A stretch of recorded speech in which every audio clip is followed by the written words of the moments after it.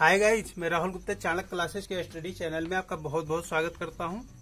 आज के इस सेशन में हम पढ़ेंगे बायोलॉजी या जीव विज्ञान। तो गाइज शुरू करते हैं आज का सेशन। बायोलॉजी दो शब्दों से मिलकर बना है, बायो और लॉजी। बायो का मतलब होता है जीव और लॉजी का मतलब होता है अध्ययन। ज्ञान की वह शाखा जिसमें जीवों का अध्ययन किया जाता है बायोलॉजी कहलाता है। अच्छा, जीव की बात हो रही है तो जीव दो प्रकार के हो सकते हैं, एक होगा प्लांट और एक होगा एनिमल। प्लांट वाले की जो शाखा है विज्ञान का वो उसे क्या कहते हैं? उसे कहते हैं बॉटनी। और एनिमल वाले की शाखा कौन सी है? इसको कहते हैं जूलॉजी। जीव विज्ञान शब्द किसने दिया है? तो उसको दिया है लेमार्क तथा ट्रेविरेनस ने सबसे पहले जीव विज्ञान शब्द दिया। अच्छा, एनिमल वाले के फादर कौन है? इसके फादर कौन है? इसके फादर हैं अरस्तु। प्लांट वाले के फादर कौन है? तो इसके फादर हैं थियोफ्रेस्टस।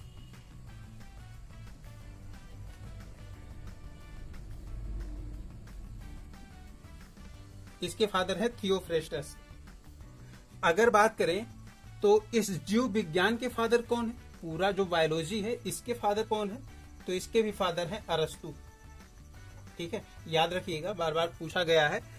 अगर पूरे जीव विज्ञान की बात हो तो उसके पिता कौन है? अरस्तु। अगर एनिमल वाले की बात हो या फिर जंतु विज्ञान की बात हो तो उसके भी पिता हैं अरस्तु। और अगर बॉटनी या वनस्पति विज्ञान की बात हो तो उसके पिता हैं थियोफ्रेस्टस। ठीक है, और जीव विज्ञान शब्द किसने दिया है? लेमार्क तथा ट्रेविरेनस। जीव के लक्षण क्या क्या होंगे? तो हम कैसे पहचानेंगे कि ये सजीव है या निर्जीव है? तो उसके कुछ लक्षण होते हैं, जैसे श्वसन, उनमें श्वसन होना चाहिए। दूसरा लक्षण क्या होना चाहिए? न्यूट्रिशन या पोषण होना चाहिए, उसमें पोषण होना चाहिए। तीसरा लक्षण क्या है? तीसरा लक्षण है कि उसमें प्रजनन होना चाहिए।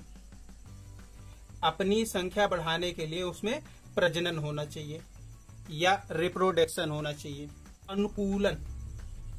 अनुकूलन, उसको सर्द गर्म ये सारा कुछ एहसास होना चाहिए। ठीक, अनुकूलन होना चाहिए। इसके बाद क्या होना चाहिए? और कौन सा लक्षण है? उपापचयन होना चाहिए, मेटाबॉलिज्म। उपापचयन होना चाहिए। फिर क्या होना चाहिए? और कौन सा लक्षण है? उसमें लाइफ साइकिल होनी चाहिए। ठीक है, जीवन चक्र कहा जाता है हिंदी में, जीवन चक्र होना चाहिए। और कौन से लक्षण है? अगले लक्षण की बात करें अगर हम लोग तो उसमें जीव द्रव्य होना चाहिए, जीव द्रव्य होना चाहिए। और क्या होना चाहिए? उसमें वृद्धि होनी चाहिए। ठीक है, वृद्धि होनी चाहिए। और भी ऐसे ढेर सारे लक्षण हैं, जैसे वो चलायमान होना चाहिए। ठीक, एक स्थान से दूसरे स्थान पर जाने के लिए उसमें कुछ ऐसे अंग होने चाहिए। तो ये सारे लक्षण है। इन्हीं लक्षणों में से अगर 3 से 4 लक्षण अगर कहीं मैच करता है, सजीव है। ठीक है, तो सजीव कहने के लिए हम इसमें से 3 से 4 लक्षण को नोटिस कर लेंगे। जीवों के वर्गीकरण की बात करें तो अलग अलग वैज्ञानिकों ने अलग अलग मत दिया है। जैसे कुछ वैज्ञानिकों ने कहा कि उनके कशेरुक दंड को नोटिस किया, तो उसके कशेरुक दंड के आधार पर कशेरुक दंड के आधार पर जीव कितने प्रकार के होते हैं? जीव होते हैं 2 प्रकार के। कौन कौन से? एक होंगे कशेरुकी, एक होंगे अकशेरुकी। तो कशेरुक दंड, अच्छा इसको सही कर लेते हैं, कशेरुक दंड है। ठीक, तो एक होते हैं कशेरुकी और एक होते हैं अकशेरुकी।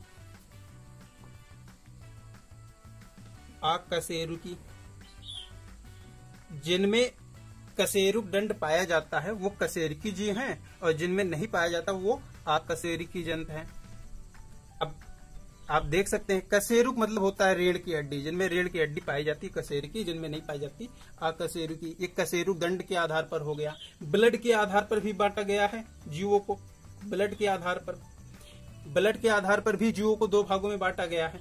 कौन कौन से? एक होता था एनीमा, एनीमा, ठीक, अगर इंग्लिश में लिख दें तो एनीमा। और दूसरा कौन सा था? Enema, enema.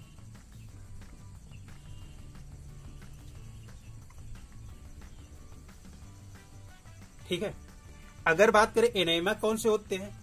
जिन जंतुओं के ब्लड या रक्त लाल नहीं होता है उसे एनेमा कहा जाता है। अगर ब्लड लाल ना हो तो वो एनेमा श्रेणी में आएंगे, ठीक है। और जिनका ब्लड लाल हो वो इनेमा श्रेणी में आएंगे। तो ब्लड लाल और अन्य कलर के होने के आधार पर, ब्लड के आधार पर जीवों का वर्गीकरण किया गया, ठीक है। तो जीवों के आधुनिक वर्गीकरण के पिता, जीवों के आधुनिक वर्गीकरण के पिता कौन है? Carolus Linnaeus, Carolus Linnaeus. Carolus Linnaeus के अनुसार जीवों के 10 संघ होते हैं। कौन कौन से? Protozoa, number 1 protozoa, number 2 Porifera, number 3 Coelenterata,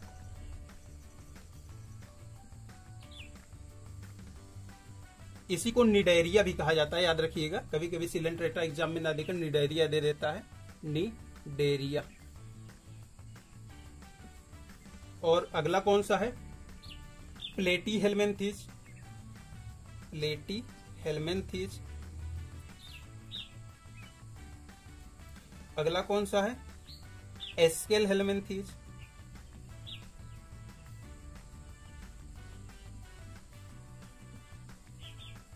अगला कौन सा है? अच्छा, एस्केलहेल्मिन्थीज का एक और नाम है, याद रखिएगा, निमेटोडा, निमेटोडा। अगला कौन सा है? एनीलिडा।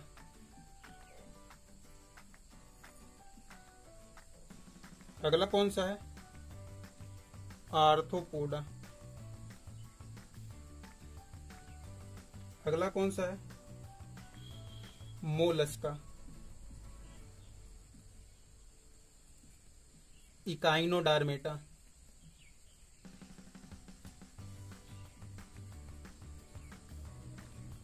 फिर अगला कौन सा है? कार्डेटा। इसी में कशेरुक दंड वाले जीव आते हैं, वह जीव आते हैं जिनमें कशेरुक दंड पाए जाते हैं कार्डेटा में, ठीक है। और इन बाकी ये सब सारे जीव हैं जो इनमें कशेरुक दंड नहीं पाया जाता। अब बात कर ले प्रोटोजोआ में कौन कौन से जीव आएंगे? एक कोशिकीय आएंगे। इसके बाद सिर्फ इसी में प्रोटोजोआ में ही एक कोशिकीय जीव आते हैं। बाकी इसमें 2 से लेकर 9 तक जितने भी जीव आएंगे ये सारे के सारे इनमें बहुकोशिकीय जीव आएंगे। इसके बारे में हम लोग अच्छे से पढ़ेंगे आगे की क्लास में। अगर बात करें हम लोग तो ये हो गया जीवों का वर्गीकरण। इसके पिता कौन है? कैरोलस लीनियस, ठीक है। तो ये जंतु के बारे में था। अब पादप के बारे में अगर बात करें तो उसके लिए भी जीवों का वर्गीकरण हुआ है, वो भी तो जीव है ना। तो उनके लिए क्या वर्गीकरण हुआ था? मोनेरा, प्रोटिस्टा, प्लांटी, कवक, एनिमेलिया। तो ये सारे जीवों में, ये सारे संघों में डिवाइड किया गया है। अब बात कर लेते हैं अंतिम वर्ग कौन सा? कार्डेटा। कार्डेटा की बात करें अगर हम लोग तो कार्डेटा को वापस 5 वर्गों में डिवाइड किया गया है। सबसे ज्यादा क्वेश्चन इसी कार्डेटा से ही आता है। तो कार्डेटा को 5 वर्गों में डिवाइड किया गया है। कौन कौन सा? मत्स्य वर्ग, दूसरा कौन सा है? पक्षी वर्ग, तीसरा कौन सा है? तीसरा वर्ग स्तनधारी वर्ग, स्तनधारी वर्ग। और चौथा वर्ग कौन सा है? उभयचर वर्ग। उभयचर का मतलब ये होता है जो वह जीव जो जल और स्थल दोनों पर रहते हों, उभयचर। इनमें मेढक वगैरह आते हैं, मेढक हो गया, कछुआ हो गया। सरीसृप, तो सरीसृप में जैसे हो गया रेप्टाइल है ये सरीसृप। अगर बात करें मत्स्य में, जैसा नाम से क्लियर है, मछलियां आएंगी। पक्षी वर्ग में पक्षियां आएंगी। स्तनधारी में वह आएंगे जो अपने, वह जीव आएंगे जो अपने बच्चों को दुग्ध पान कराते हैं। उभयचर में कौन आएंगे? वह आएंगे जो स्थल और जल दोनों में रहते हैं। सरीसृप में कौन से आएंगे? सांप वगैरह। ठीक, तो ये सारे आते हैं। अगर बात करें स्तनधारी को, तो स्तनधारी को पुनः 3 भागों में डिवाइड किया गया है। 3 भागों में डिवाइड किया गया है। ये बहुत ही ज्यादा इंपॉर्टेंट है। सभी, अगर आपने कभी भी बायोलॉजी नहीं पढ़ी है तो ये क्लास आपके लिए बहुत ही इंपॉर्टेंट हो सकती है। तो इसमें कौन से हैं? स्तनधारी का पहला वर्ग कौन सा है? प्रोथीरिया। प्रोथीरिया। दूसरा वर्ग कौन सा है? मेटाथीरिया। और तीसरा वर्ग और अंतिम वर्ग कौन सा है? यूथीरिया। Prototheria, Metatheria, Eutheria. अच्छा, प्रोथीरिया में कौन से जीव आएंगे? प्रोथीरिया में ऐसे जीव आते हैं, इसमें प्रारंभिक स्तनधारी आते हैं। वह स्तनधारी जो पहले अंडे देते थे, इसके बाद उनसे कुछ अंडों से बच्चे निकलते थे। ठीक, तो वो स्तनधारी तो थे। अगर बच्चों को जन्म देते हैं और बच्चों को दुग्ध पान कराते हैं तो वो कौन से वर्ग में आएंगे? स्तनधारी वर्ग में आएंगे। लेकिन यहाँ क्या है? यहाँ ऐसे जीव आते थे जो बच्चों को, जो अंडों को जन्म देते थे और उन अंडों से बच्चे निकलते थे। मेटाथीरिया में कौन से जीव आएंगे? मेटाथीरिया में ऐसे जीव आएंगे जो बच्चों को तो जन्म देंगे लेकिन वो बच्चे अल्प विकसित होंगे। जैसा कि इसका सबसे अच्छा एग्जाम्पल है कौन सा? कंगारू। कंगारू ये बच्चे को जन्म तो देते हैं लेकिन अल्प विकसित अवस्था में जन्म देते हैं। अब ये बच्चे क्या करते हैं? तो एक कंगारू में एक आगे की तरफ आप देखे होंगे कंगारू को कभी, तो आगे की तरफ एक थैली नुमा संरचना पाई जाती है, उसी में उनके बच्चे रहते हैं। उस थैली नुमा संरचना या जिस जगह बच्चे रहते हैं उसका नाम बार बार एग्जाम में पूछा जाता है। उसका नाम है मार्सुपियल। मार्सुपियल नाम की झिल्ली है, याद रखिएगा। यूथीरिया में वह जंतु आते हैं जो विकसित बच्चों को जन्म देते हैं, जैसे कि मानव हो गया। मानव विकसित बच्चों को जन्म देता है। इसके बाद कौन से हो गए? गाय, भैंस, भेड़, बकरी, सारे कुछ इसी में आ जाएंगे। प्रोथीरिया में कौन कौन से जीव आते हैं? प्रोथीरिया में आएंगे एकिडना, मोस्ट इंपॉर्टेंट है एकिडना। और दूसरा कौन सा है? प्लेटियस। प्लेटियस। तो ये 2 जीव हैं जो अंडों को जन्म देते हैं, उनसे बच्चे निकलते हैं। ठीक, उन बच्चों को दुग्धपान भी कराते हैं। आगे अगर हम लोग बात करें तो 2 साइंटिस्ट का नाम आता है, एक है लैमार्क, एक है डार्विन। हमने जूनियर क्लास में पढ़ा है कि लैमार्कवाद, डार्विनवाद। ठीक, तो लैमार्क ने क्या कहा? लैमार्क की एक पुस्तक है फिलासफिक जूलॉजिक। फिलासफिक zoologic, फिलासफिक zoologic. लैमार्क ने क्या कहा? लैमार्क ने कहा कि भैया जिन अंगों का प्रयोग करेंगे वही अंग बढ़ेगा और जिन अंग का प्रयोग नहीं करेंगे वो धीरे धीरे समाप्त हो जाएगा। उसको बाद में कहेंगे अवशेषी अंग। ठीक, जैसे पूछ, कशेरुकाएं, इनका मानव प्रयोग नहीं करता था तो ये धीरे धीरे समाप्त हो गई। तो कहने का मतलब ये है कि जिन अंगों का प्रयोग करेंगे वो रहेंगे और जिन अंगों का प्रयोग नहीं करेंगे वो धीरे धीरे समाप्त हो जाएंगे। अब ये महोदय क्या कहेंगे? डार्विन महोदय क्या कहेंगे? डार्विन महोदय का एक पुस्तक है प्रकृति का चयनवाद सिद्धांत, नेचुरल सिलेक्शन थ्योरी।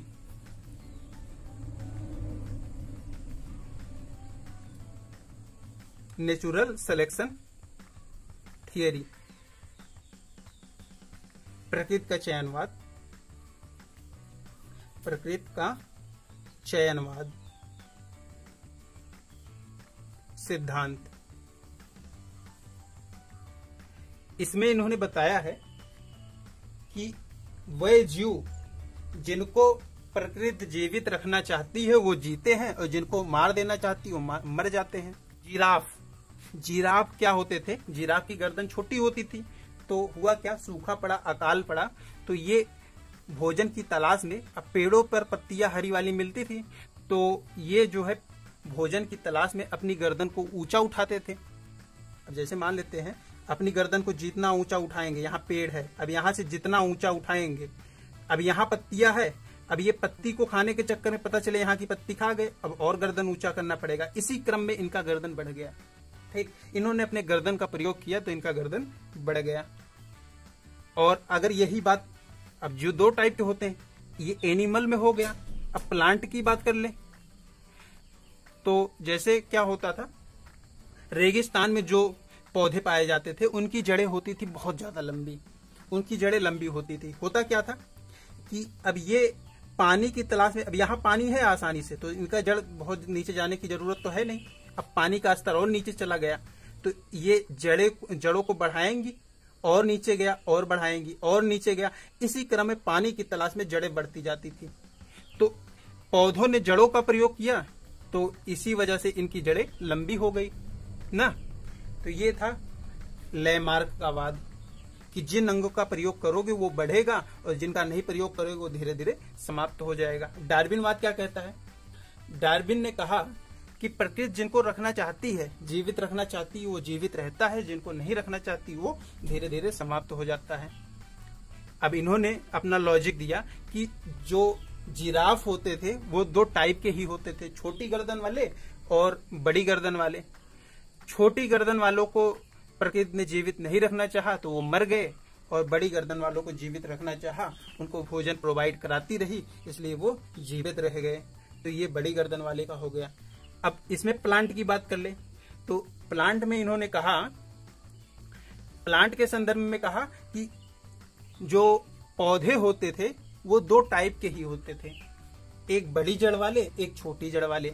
बड़ी जड़ों वालों को प्रकृति ने जीवित रखना चाहा इसलिए जीवित हैं, और छोटी जड़ों वालों को जीवित नहीं रखना चाहा इसलिए वो समाप्त हो गए। तो भैया लैमार्कवाद और डार्विनवाद दोनों आपके सामने हैं। अब बताइए दोनों में से सही कौन लग रहा है? कंफ्यूजन हो रहा होगा, दोनों में से सही कौन सा है? भैया दोनों सही है, दोनों एकदम प्रूव्ड है। ठीक है, तो आप इसके चक्कर में मत पड़िएगा। लैमार्कवाद, डार्विनवाद दोनों मान्य है। ठीक है, अब हम बात कर लेते हैं थोड़ा सा आगे। अच्छा, कभी एग्जाम में पूछा गया है कि लैमार्क कहाँ के साइंटिस्ट थे और डार्विन कहाँ के साइंटिस्ट थे, तो इसको भी जान लेते हैं थोड़ा सा। लैमार्क कहाँ के थे, डार्विन कहाँ के थे? लैमार्क फ्रांस के थे, ठीक, और डार्विन कहाँ के थे? डार्विन जर्मनी के साइंटिस्ट थे, तो याद रखिएगा। और डार्विन की एक बुक भी पूछी जाती है, डार्विन की एक और बुक है जो बहुत ही फेमस है, बार बार एग्जाम में पूछा जाता है, ओरिजिन ऑफ स्पीसीज। ठीक, ये भी याद रखिएगा, ओरिजिन ऑफ स्पीसीज। ठीक, तो ये भी बार बार पूछा गया है। अब जान लेते हैं, अभी अभी हमने कहा कि अवशेषी अंग के बारे में हमने बात की। अवशेषी अंग क्या होता है? अवशेषी अंग किसे कहते हैं? वह अंग जिनका मानव प्रयोग करता है तो वो रहते हैं, और जिनका प्रयोग नहीं करता वो धीरे धीरे समाप्त हो जाते हैं, उन अंगों को अवशेषी अंग कहते हैं। जैसे निमेषक, पटल, तो ये अवशेषी अंग है, ये भी समाप्त हो गया। इसके बाद क्या है? बाल। पहले के मानव में आप देखेंगे ऊपर से नीचे तक एकदम बाल से ढका रहता था, तो अब धीरे धीरे बाल का तो प्रयोग, हम बाल को मूव थोड़ी कर सकते हैं, हिला डुला थोड़ी सकते हैं, तो बाल का प्रयोग नहीं करेंगे तो ये भी धीरे धीरे समाप्त होता जा रहा है। बाल अवशेषी अंग है। और कौन सा है? कर्ण पल्लों की पेशियां। आप कान के चारों तरफ देखेंगे एक पेशिया, कर्ण पल्लो दिख रहा होगा आपको। ठीक, तो ये कर्ण पल्लों की पेशियां, इसका भी प्रयोग नहीं कर रहे हैं, तो ये भी धीरे धीरे समाप्त हो जा रहा है। कर्ण पल्लों की पेशियां हो गया। और कौन से हैं अवशेषी अंग? वर्मीफर्म अपेंडिक्स। पहले क्या होता था? पहले के लोग घास वगैरह खाते थे तो उसमें पाया जाता है सेलुलोज। सेलुलोज के पाचन करने के लिए, सेलुलोज को छोटी आंत और बड़ी आंत नहीं पचा पाती, तो सेलुलोज के पाचन के लिए हमारे शरीर में एक अंग पाया जाता है, वो कौन सा था? वर्मीफर्म अपेंडिक्स। तो ये भी अब अवशेषी अंग के रूप में है। अवशेषी अंग को भी हम लोग आगे अच्छे से पढ़ेंगे, अभी के लिए इतना ही जान लेते हैं। अब बात करते हैं, हमने जीवों के बारे में जान लिया, तो अब बात करते हैं कोशिका की। जीव बना किससे है? कोशिका से। कि विज्ञान की वह शाखा जिसके अंतर्गत कोशिकाओं का अध्ययन किया जाता है, उसे क्या कहते हैं? तो उसे क्या कहते हैं? साइटोलॉजी। साइटोलॉजी। विज्ञान की वह शाखा जिसके अंतर्गत कोशिकाओं का अध्ययन किया जाता है, उसे साइटोलॉजी कहते हैं। अब हम बात करें अगर कोशिका की खोज की, तो कोशिका की खोज 1665 में हुआ है। किसने किया है? रॉबर्ट हुक ने। 1665 में रॉबर्ट हुक ने कोशिका की खोज करी है। सबसे बड़ी कोशिका कौन सी है? तो हमने पढ़ रखा है, कौन सी? सबसे बड़ी कोशिका है शुतुरमुर्ग का अंडा, ऑस्ट्रिच एग। शुतुरमुर्ग का अंडा। और सबसे छोटी कोशिका कौन सी है? बड़ी तो हो गई, सबसे छोटी कोशिका कौन सी है? तो वो कौन सी है? माइकोप्लाज्म गैलीसेप्टिकेमा। माइकोप्लाज्म गैलीसेप्टिकेमा।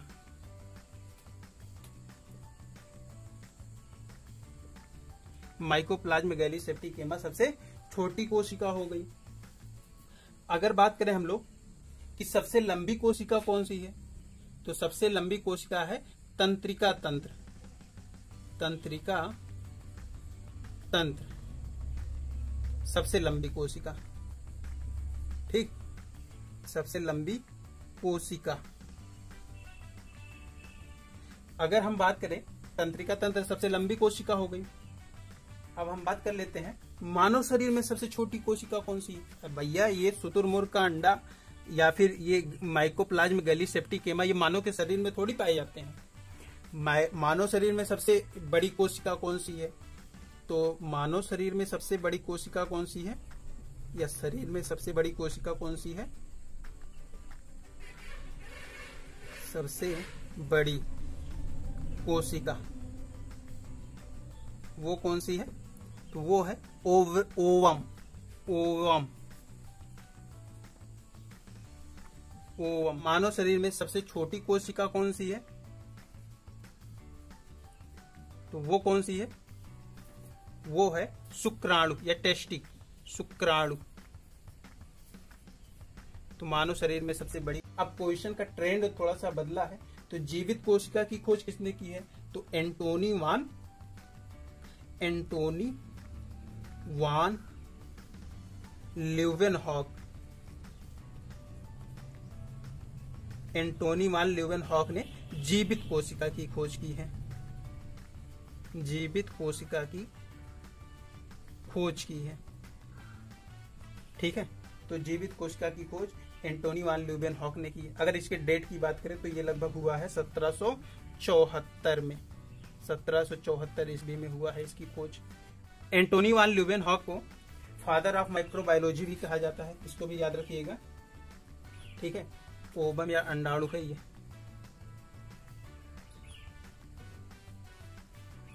अब बात कर लेते हैं, कोशिका हो गया। वीडियो थोड़ा सा लंबा हो रहा है, तो कंटेंट इतना ज्यादा है भाई, तो फिर वीडियो लंबा होगा ही। ठीक है, अब देखते हैं। अब हमने कोशिका के बारे में पढ़ा, अब जान लेते हैं कोशिका को नियंत्रित कौन करता है। तो कोशिका को नियंत्रित केंद्रक करेगा। अब केंद्रक के बारे में थोड़ा सा जान लेते हैं, केंद्रक क्या होता है। अगर केंद्रक की बात करें हम लोग, तो केंद्रक की खोज किसने की है? सबसे पहला क्वेश्चन बनेगा, केंद्रक की खोज किसने की है? तो रॉबर्ट ब्राउन ने। रॉबर्ट ब्राउन ने केंद्रक की खोज की है। कोशिका की खोज रॉबर्ट हुक, और इस केंद्रक की खोज किसने किया है? रॉबर्ट ब्राउन ने किया है। अब केंद्रक का काम क्या है? केंद्रक क्या करता है? ये कोशिकाओं का नियंत्रण करता है। कोशिका का सबसे मुख्य भाग है केंद्रक। केंद्रक में क्या होता है? डीएनए होता है। डीएनए होता, और क्या होता है? आरएनए होता है। अनुवांशिकता की सबसे बड़ी इकाई क्या है? डीएनए। अनुवांशिकता की सबसे बड़ी इकाई डीएनए होता है। और क्या होता है? आरएनए होता है। और क्या होता है?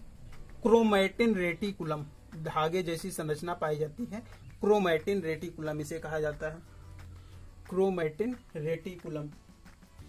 जब कोशिका दो भागों में टूटती है तो ये जो धागे हैं ये खुल जाते हैं, इसी को कहा जाता है तब क्रोमोसोम। क्रोमोसोम, इसके बारे में हम लोग आगे बहुत अच्छे से पढ़ेंगे, एक एक करके पढ़ेंगे। अभी तो डेमो टाइप का चल रहा है। जीन। अभी हमने कहा अनुवांशिकता की सबसे बड़ी इकाई कौन सी है? डीएनए है। अनुवांशिकता की सबसे छोटी इकाई कौन सी है? जीन है।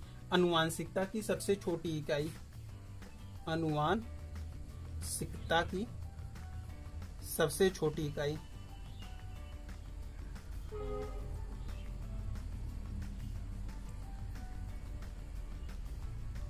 अनुवांशिकता की सबसे छोटी इकाई कौन सी है? जीन है। अब हम बात करें, अनुवांशिकता की सबसे छोटी इकाई है, फिर भी इसके आगे चलकर इसके 3 पार्ट हुए हैं, 3 भागों में डिवाइड हुआ है जीन। कौन कौन से? तो एक है सिस्टोन, म्यूटान, रेकॉन। इनों का काम क्या है? पूर्वजों के लक्षण जो दिखाई देते हैं वो इन्हीं के कारण दिखाई देते हैं, जीन के कारण। आपने सुना होगा कि ये इनका फेस जो है इनके पिताजी से मिल रहा है या इनका फेस इनके दादाजी से मिल रहा है, तो ये मिलाने का काम कौन करेगा? ये काम करता है जीन। अनुवांशिकता के पिता कौन है? Gregor John Mendel. Gregor John Mendel. Biology बहुत ही आसान है, बस खाली उसकी सारी चीजों को अगर हम अच्छे से पढ़ें तो इसमें काफी इंटरेस्ट आता है। बहुत ही इंटरेस्टिंग टॉपिक है। एक यूथेनिक्स होता है, एक यूजेनिक्स होता है। यूथेनिक्स क्या होता है? मान लीजिए कोई बच्चा है, उसको हम अंबानी के घर ले जाएं, तो वो क्या करेगा? वो देखेगा कि हम जो खाना खाते हैं हम ऐसे उठाते हैं, खा जाते हैं। अंबानी के घर के लोग जो हैं वो क्या करते हैं? खाने से पहले एक कपड़ा लगाते हैं, फिर खाते हैं चिम्मच की सहायता से। तो उनको देख देख के उसमें कुछ सुधार होगा। तो उस माहौल के आधार पर या उचित माहौल के आधार पर या व्यवहारिक रूप से या वातावरण के आधार पर अगर बदलाव करके पीढ़ी को सुधारा जाता है तो उसको यूथेनिक्स कहते हैं। व्यवहार या उचित माहौल देकर, उचित माहौल के आधार पर अगर पीढ़ी सुधारी जाए तो उसे यूथेनिक्स क्या कहते हैं। यूजेनिक्स क्या होता है? भाई जिस जीन में प्रॉब्लम हो उसको निकाल कर उसके जगह पे दूसरी जीन लगा देना यूजेनिक्स कहलाता है। तो इसमें क्या होता है? इसमें जीन थेरेपी करी जाती है। जैसे हमारे पास 2 गाय हो और एक गाय है, ये कम दूध देती है लेकिन ज्यादा दिन तक जीवित रहती है। ये गाय क्या करती है? ये ज्यादा दूध देती है लेकिन कम दिन तक जीवित रहती है। हम क्या करेंगे? इन दोनों का जीन निकाल के एक नई गाय में डाल देंगे, दूसरी गाय में डाल देंगे। अब ये गाय क्या करेगी? ये ज्यादा दिन तक भी जीवित रहेगी और ज्यादा दूध भी देगी। तो दोनों के लक्षण इसमें पाए जाएंगे। तो ये जीन के द्वारा इस पीढ़ी को सुधारा गया है, इन दोनों पीढ़ियों को जीन के द्वारा सुधारा गया है। तो जीन थेरेपी के द्वारा सुधारा गया है, इसे कहेंगे यूथेनिक्स। ये क्वेश्चन बहुत हाई स्टैंडर्ड का है, ये आईएएस का क्वेश्चन है, आईएएस में पूछा गया क्वेश्चन है यूथेनिक्स यूजेनिक्स के बारे में। अनुवांशिक रोग क्या होता है? ऐसे रोग जो एक पीढ़ी से दूसरे पीढ़ी में जाते हैं उन रोगों को अनुवांशिक रोग कहते हैं। जैसे वर्णांधता, वर्णांधता ये क्या होता है? वर्णांधता एक पीढ़ी से दूसरी पीढ़ी में जाने वाला रोग है, अनुवांशिक रोग है। इसको कलर ब्लाइंडनेस भी कहते हैं। इसमें लाल और हरे रंग का पहचान नहीं हो पाता, लाल और हरे रंग का पहचान नहीं हो पाता। और कौन से रोग हैं अनुवांशिक रोग? हीमोफीलिया, हीमोफीलिया, हीमोफीलिया ये भी अनुवांशिक रोग है। इसमें क्या होता है? इसमें रक्त का थक्का नहीं बनता। हीमोफीलिया को शाही रोग भी कहते हैं। यह रोग सबसे पहले किसको हुआ था? महारानी विक्टोरिया को, महारानी विक्टोरिया को। यह रोग सबसे पहले महारानी विक्टोरिया को हुआ था। अच्छा, कुछ विद्वान मानते हैं कि महारानी विक्टोरिया को सबसे पहले हुआ था और कुछ विद्वान मानते हैं कि महारानी एलिजाबेथ को सबसे पहले हुआ था। महारानी एलिजाबेथ। अब हम एग्जाम में अगर हम ये क्वेश्चन आ जाए तो हम किसको टिक करेंगे, किसको सही मानेंगे? भैया अगर ये आ जाता है एग्जाम में तो हम पहली प्रायोरिटी इसको देंगे। अगर एलिजाबेथ भी ऑप्शन में है, महारानी विक्टोरिया भी ऑप्शन में है, तो हम लोग एलिजाबेथ को टिक करेंगे। अगर एलिजाबेथ ऑप्शन में नहीं है तब महारानी विक्टोरिया को प्रायोरिटी देंगे, तब ये सही हो जाएगा। ठीक है। अब जैसे कुछ रोग होते हैं जो सिर्फ पुरुषों में पाए जाते हैं, महिलाओं में वो रोग होते ही नहीं है। वो कौन से रोग हैं? जैसे एक होता है हाइपरट्राइकोसिस। हाइपरट्राइकोसिस ये कौन सा रोग है? आपने देखा होगा पुरुषों के कान में बाल निकलते हैं, तो ये हाइपरट्राइकोसिस है। पुरुषों के कान में बाल निकलना हाइपरट्राइकोसिस रोग है। आपने कभी देखा है महिलाओं के कान में बाल निकलते हुए? तो ये सिर्फ पुरुषों में पाया जाता है, ये रोग हाइपरट्राइकोसिस हो गया। गाइज, आपको हमारा वीडियो कैसा लगा ये हमें कमेंट बॉक्स में जरूर बताएं।